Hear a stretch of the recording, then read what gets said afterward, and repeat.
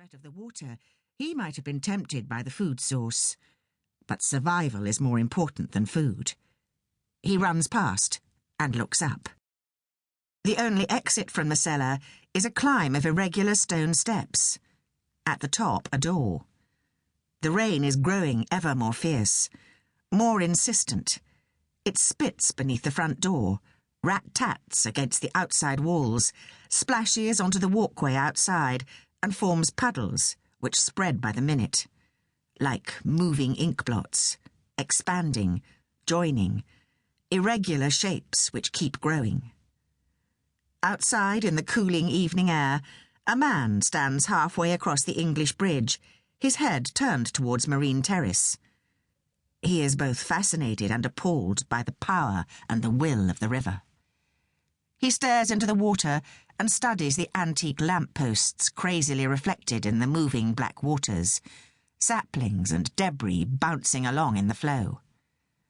And now he turns from the river and accepts the invitation of the town. In the cellar, Califera has finished laying her eggs. She buzzes around the room, searching for an exit. But no scent guides her back to the surface, so she settles on the cellar wall and awaits her chance to escape. A lone hitchhiker stands on the Copthorne Road, thumb out, hoping for a lift to Oswestry. Aware that the rain is simultaneously both friend and foe.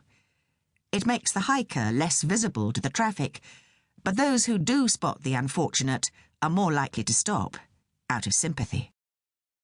A lorry driver pities the drenched figure, slews and stops, making the hitchhiker run 80 or so yards.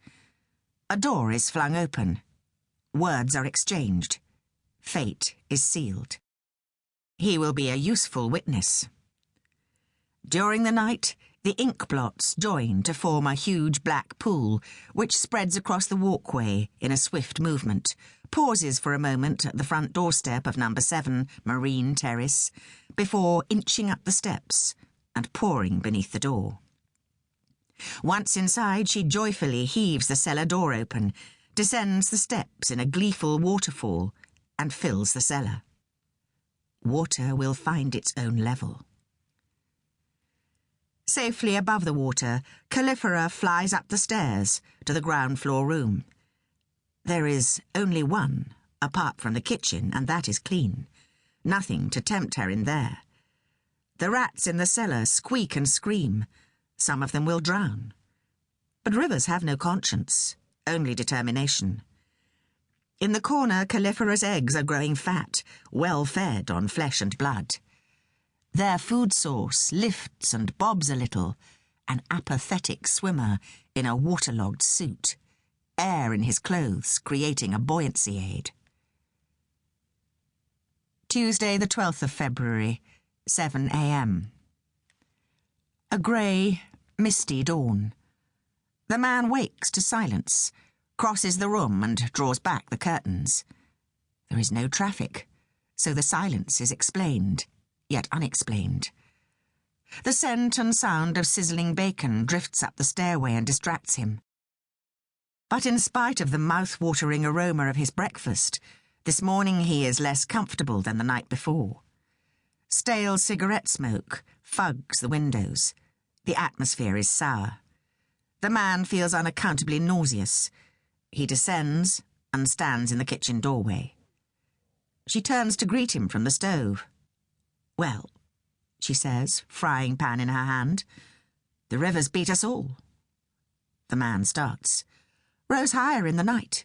They've closed both bridges. I hope your car—" "Sorry?" She slews round. "Haven't you noticed how quiet it is?" The man listens. A pulse of silence pounds away in his ear. No traffic. She tips the bacon and a slimy egg onto the plate, shovels a tomato to join it, turns to hand it to him. The man is gone. She spoke the truth. The decision has been made to close the bridge. Both bridges, Welsh and English simultaneously. Frankwell is flooded. Abbey Foregate under water. Mardle drowning.